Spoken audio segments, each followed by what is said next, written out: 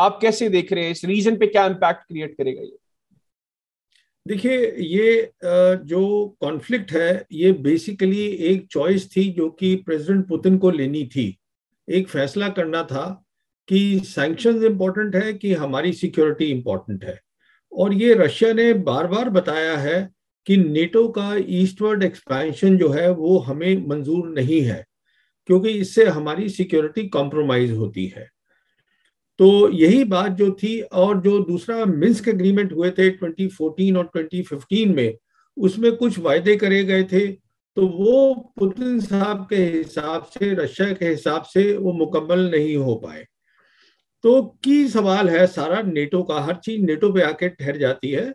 तो यूक्रेन बहुत कीन है कि वो नेटो का मेंबर बन जाए, और हम जैसे जानते हैं 2021 के अंदर उनको हथियार दिए गए थे। नेटो के मेंबर तो वो नहीं है, और उनको हथियार मिले हैं कुछ नेटो कंट्रीज से। कुछ एक्सरसाइजेज की बात हुई है कि हम जॉइंट एक्सरसाइजेज करेंगे। तो ये एक फैसला लेना था। और फिर वो जो उनका डॉनबास रीजन है, उसके अंदर बहुत ज्यादा जो है वो अशांति फैली हुई है उस एरिया के अंदर, क्योंकि उसमें रेबल्स की फाइटिंग चल रही है। वो दो मिन्स्क एग्रीमेंट के बाद भी वहां शांति नहीं आ पाई। तो इश्यूज काफी है यहाँ पर इन्वॉल्व। की इशू है, जो मेन मुद्दा है वो है नेटो का एक्सपेंशन। तो उन्होंने आज फैसला ले लिया, कल फैसला ले लिया उन्होंने। जी। सबसे पहले जो है वो इंडिपेंडेंस उनको स्टेट बना दिया। दोनों जो ब्रेक अवे प्रोविंस थी, उन्होंने उसको मान लिया कि these are independent states now, Russia ने। उसके बाद इन्होंने ये यूक्रेन के ऊपर जो है अपना अटैक कर दिया है। अब इसका असर क्या होगा? देखिए, इसके असर दो बड़े बड़े होंगे। इसका पहला असर तो यूरोपियन सिक्योरिटी पर होगा। बिल्कुल ठीक। ये सबसे बड़ा असर है। यूरोपियन सिक्योरिटी अब जो है, जहां तक अमेरिका तक का ताल्लुक है, अमेरिका कोशिश ये कर रहा है कि जो नेटो है, नेटो की आइडेंटिटी या नेटो का जो काम है वो बरकरार रहे। बिल्कुल ठीक। नेटो बेसिकली था कोल्ड वॉर के टाइम पर, जब वॉर्सा पैक्ट खत्म हो गया तो जी। नेटो का काम खत्म हो चुका था। उसके बाद जैसे आप जानते हैं फिर 9/11 हुआ, तो नेटो उसमें इन्वॉल्व हो गया। अफगानिस्तान में इन्वॉल्व था नेटो। अभी वो ये कोशिश कर रहे थे अमेरिकन कि अब हम नेटो को इंडो पैसिफिक रीजन में भी, जो हमारा है, जहां पर कि उनको सबसे बड़ा खतरा वो समझते हैं चाइना से है, इंडो पैसिफिक रीजन के अंदर, वहां भी उसको इन्वॉल्व करें।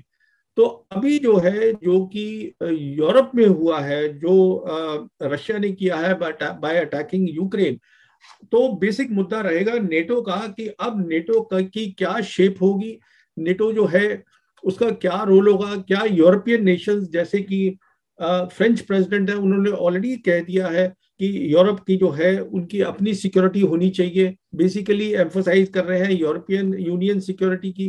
तो की रोल ये है, नंबर वन, अभी जो बाइडेन एडमिनिस्ट्रेशन है, जिनका पूरा फोकस होना चाहिए था इंडो पैसिफिक पर, जी। क्योंकि वो समझते हैं कि चाइना उनका मेन जो है वो राइवल होगा इस सेंचुरी के अंदर। वो अब एक तो वो बढ़ जाएगा।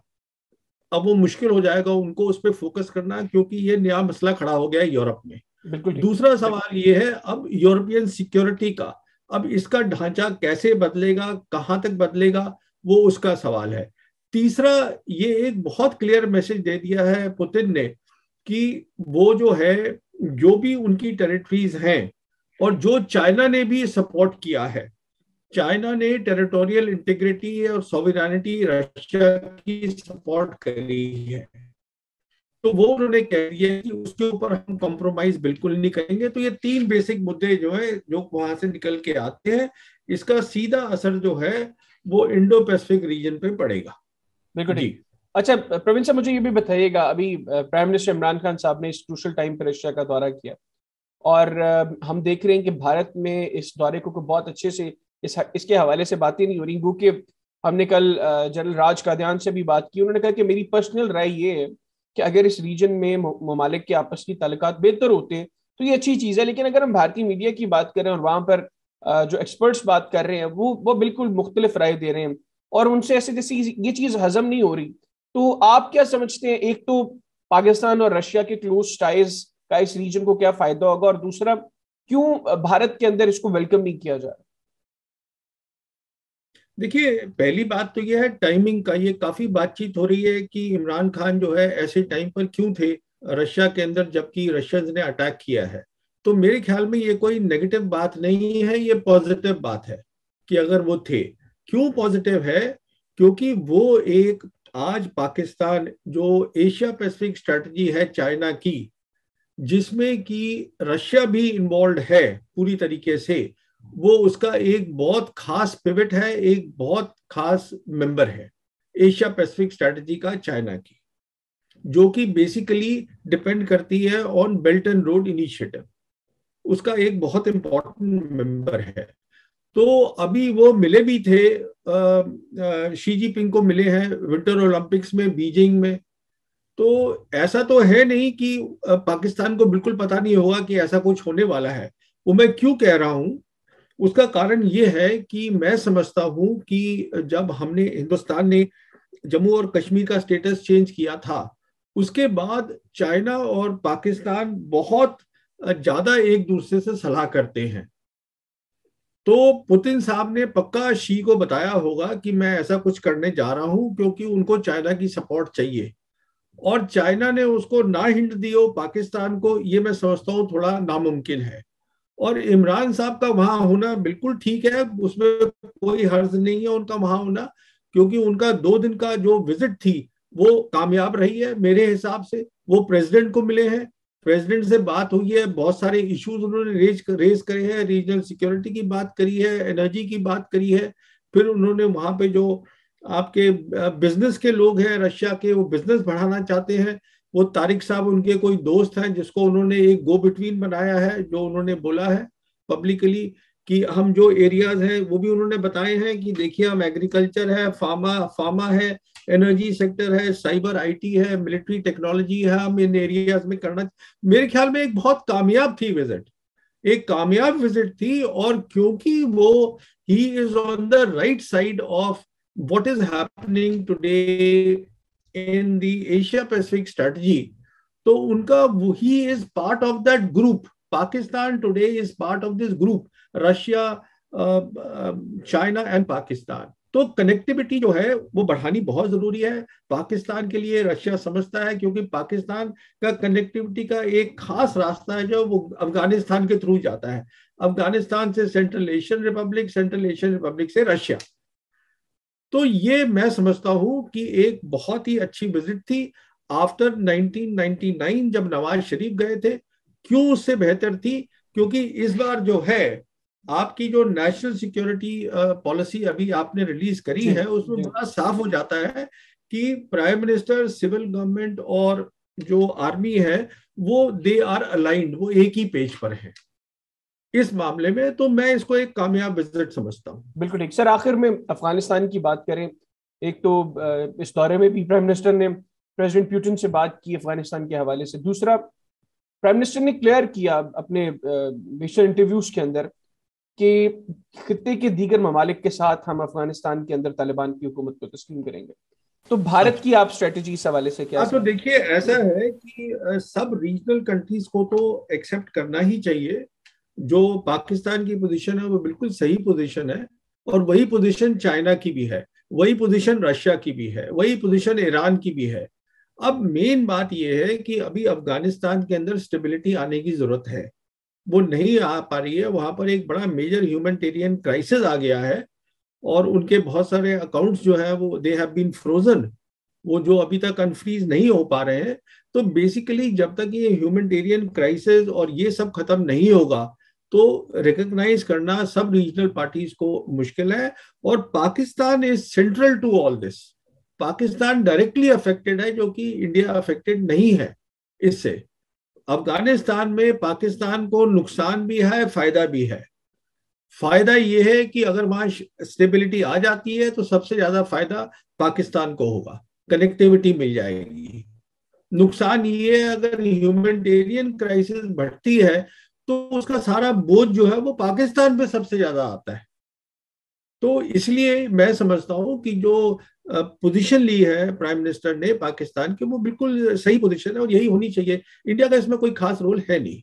आप कैसे देख रहे हैं इस रीजन पे क्या इम्पैक्ट क्रिएट करेगा ये? देखिए, ये जो कॉन्फ्लिक्ट है ये बेसिकली एक चॉइस थी जो कि प्रेसिडेंट पुतिन को लेनी थी। एक फैसला करना था कि सैंक्शंस इंपॉर्टेंट है कि हमारी सिक्योरिटी इंपॉर्टेंट है। और ये रशिया ने बार बार बताया है कि नेटो का ईस्टवर्ड एक्सपेंशन जो है वो हमें मंजूर नहीं है, क्योंकि इससे हमारी सिक्योरिटी कॉम्प्रोमाइज होती है। तो यही बात जो थी, और जो दूसरा मिन्स्क एग्रीमेंट हुए थे 2014 और 2015 में, उसमें कुछ वायदे करे गए थे, तो वो पुतिन साहब के हिसाब से, रशिया के हिसाब से वो मुकम्मल नहीं हो पाए। तो की सवाल है सारा नेटो का, हर चीज नेटो पे आके ठहर जाती है। तो यूक्रेन बहुत कीन है कि वो नेटो का मेंबर बन जाए, और हम जैसे जानते हैं 2021 के अंदर उनको हथियार दिए गए थे। नेटो के मेंबर तो वो नहीं है, पर उनको हथियार मिले हैं कुछ नेटो कंट्रीज से। कुछ एक्सरसाइजेज की बात हुई है कि हम जॉइंट एक्सरसाइजेज करेंगे। तो ये एक फैसला लेना था। और फिर वो जो उनका डॉनबास रीजन है, उसके अंदर बहुत ज्यादा जो है वो अशांति फैली हुई है उस एरिया के अंदर, क्योंकि उसमें रेबल्स की फाइटिंग चल रही है। वो दो मिन्स्क एग्रीमेंट के बाद भी वहां शांति नहीं आ पाई। तो इश्यूज काफी है यहाँ पर इन्वॉल्व। की इशू है, जो मेन मुद्दा है वो है नेटो का एक्सपेंशन। तो उन्होंने आज फैसला ले लिया, कल फैसला ले लिया उन्होंने। जी सबसे पहले जो है वो इंडिपेंडेंस उनको स्टेट बना दिया। दोनों जो ब्रेक अवे प्रोविंस थी, उन्होंने उसको मान लिया कि these are independent states now, Russia ने। उसके बाद इन्होंने ये यूक्रेन के ऊपर जो है अपना अटैक कर दिया है। अब इसका असर क्या होगा? देखिए, इसके असर दो बड़े बड़े होंगे। इसका पहला असर तो यूरोपियन सिक्योरिटी पर होगा। बिल्कुल ठीक। ये सबसे बड़ा असर है। यूरोपियन सिक्योरिटी अब जो है, जहां तक अमेरिका तक का ताल्लुक है, अमेरिका कोशिश ये कर रहा है कि जो नेटो है, नेटो की आइडेंटिटी या नेटो का जो काम है वो बरकरार रहे। बिल्कुल ठीक। नेटो बेसिकली था कोल्ड वॉर के टाइम पर, जब वॉर्सा पैक्ट खत्म हो गया तो जी नेटो का काम खत्म हो चुका था। उसके बाद जैसे आप जानते हैं फिर 9/11 हुआ, तो नेटो उसमें इन्वॉल्व हो गया, अफगानिस्तान में इन्वॉल्व था नेटो। अभी वो ये कोशिश कर रहे थे अमेरिकन कि अब हम नेटो को इंडो पैसिफिक रीजन में भी, जो हमारा है, जहां पर कि उनको सबसे बड़ा खतरा वो समझते हैं चाइना से है, इंडो पैसिफिक रीजन के अंदर, वहां भी उसको इन्वॉल्व करें। तो अभी जो है, जो कि यूरोप में हुआ है, जो रशिया ने किया है बाय अटैकिंग यूक्रेन, तो बेसिक मुद्दा रहेगा नेटो का कि अब नेटो की क्या शेप होगी, नेटो जो है उसका क्या रोल होगा। क्या यूरोपियन नेशंस, जैसे कि फ्रेंच प्रेसिडेंट है, उन्होंने ऑलरेडी कह दिया है कि यूरोप की जो है उनकी अपनी सिक्योरिटी होनी चाहिए, बेसिकली एम्फोसाइज कर रहे हैं यूरोपियन यूनियन सिक्योरिटी की। तो की रोल ये है, नंबर वन, अभी जो बाइडेन एडमिनिस्ट्रेशन है, जिनका पूरा फोकस होना चाहिए था इंडो पैसिफिक पर, जी क्योंकि वो समझते हैं कि चाइना उनका मेन जो है वो राइवल होगा इस सेंचुरी के अंदर। वो अब एक तो वो बढ़ जाएगा, अब वो मुश्किल हो जाएगा उनको उस पर फोकस करना, क्योंकि ये नया मसला खड़ा हो गया है यूरोप में। बिल्कुल ठीक। दूसरा सवाल ये है अब यूरोपियन सिक्योरिटी का, अब इसका ढांचा कैसे बदलेगा, कहां तक बदलेगा, वो उसका सवाल है। तीसरा, ये एक बहुत क्लियर मैसेज दे दिया है पुतिन ने कि वो जो है, जो भी उनकी टेरिटरीज हैं, और जो चाइना ने भी सपोर्ट किया है, चाइना ने टेरिटोरियल इंटीग्रिटी और सॉवरेनिटी रशिया की सपोर्ट करी है, तो वो उन्होंने कह दिया कि उसके ऊपर हम कॉम्प्रोमाइज बिल्कुल नहीं करेंगे। तो ये तीन बेसिक मुद्दे जो है, जो वहां से निकल के आते हैं, इसका सीधा असर जो है वो इंडो पैसिफिक रीजन पे पड़ेगा। बिल्कुल जी। ठीक।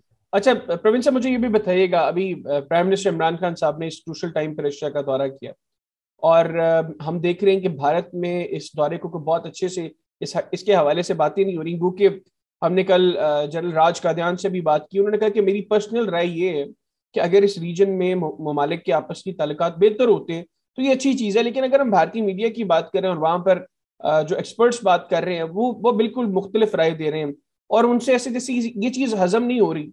तो आप क्या समझते हैं, एक तो पाकिस्तान और रशिया के क्लोज टाइज का इस रीजन को क्या फायदा होगा, और दूसरा क्यों भारत के अंदर इसको वेलकम नहीं किया जा रहा? देखिए, पहली बात तो यह है टाइमिंग का। ये काफी बातचीत हो रही है कि इमरान खान जो है ऐसे टाइम पर क्यों थे रशिया के अंदर जबकि रशियंस ने अटैक किया है। तो मेरे ख्याल में ये कोई नेगेटिव बात नहीं है, ये पॉजिटिव बात है कि अगर वो थे। क्यों पॉजिटिव है? क्योंकि वो एक, आज पाकिस्तान जो एशिया पैसिफिक स्ट्रेटजी है चाइना की, जिसमें कि रशिया भी इन्वॉल्व है पूरी तरीके से, वो उसका एक बहुत खास पिवट है, एक बहुत खास मेंबर है एशिया पैसिफिक स्ट्रेटजी का चाइना की, जो कि बेसिकली डिपेंड करती है on belt and road initiative. उसका एक बहुत इंपॉर्टेंट मेंबर है। तो अभी वो मिले भी थे, शी जिनपिंग को मिले हैं विंटर ओलंपिक्स में बीजिंग में। तो ऐसा तो है नहीं कि पाकिस्तान को बिल्कुल पता नहीं होगा कि ऐसा कुछ होने वाला है। वो मैं क्यों कह रहा हूं, उसका कारण ये है कि मैं समझता हूं कि जब हमने, हिंदुस्तान ने जम्मू और कश्मीर का स्टेटस चेंज किया था, उसके बाद चाइना और पाकिस्तान बहुत ज्यादा एक दूसरे से सलाह करते हैं। तो पुतिन साहब ने पक्का शी को बताया होगा कि मैं ऐसा कुछ करने जा रहा हूं, क्योंकि उनको चाइना की सपोर्ट चाहिए। और चाइना ने उसको ना हिंट दी हो पाकिस्तान को, ये मैं समझता हूँ थोड़ा नामुमकिन है।